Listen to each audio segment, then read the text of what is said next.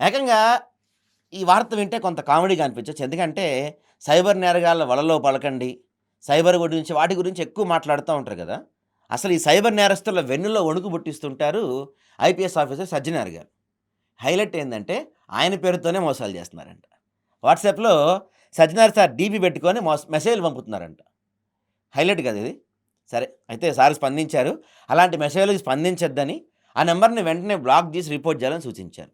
Cyber నేరగాళ్ళకి వ్యక్తిగత వివరాలు అస్సలే ఇవ్వద్దని, డబ్బులడిగితే పంపొద్దని హెచ్చరించారు. దాంతో పాటుగా సైబర్ క్రైమ్ హెల్ప్‌లైన్‌కి ఏమన్నా సమస్య ఉంటే 1930కి ఫోన్ చేయండి. అందులో ఒక విషయం గుర్తుపెట్టుకోండి. డీపీ ఉన్నంత మాత్రాన వాళ్ళయిపోరు.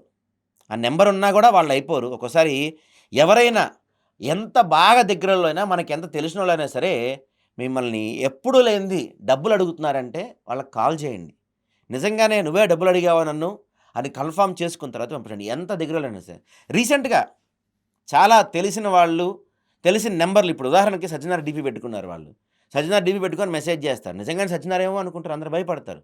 అట్లా మనకి ఎంత తెలిసిన వాళ్ళైనా సరే, వాళ్ళకి వాట్సాప్ నుంచో, లేపోతే వేరే నంబర్ నుంచో కాల్సొస్తే కన్ఫర్మ్ చేసుకోండి.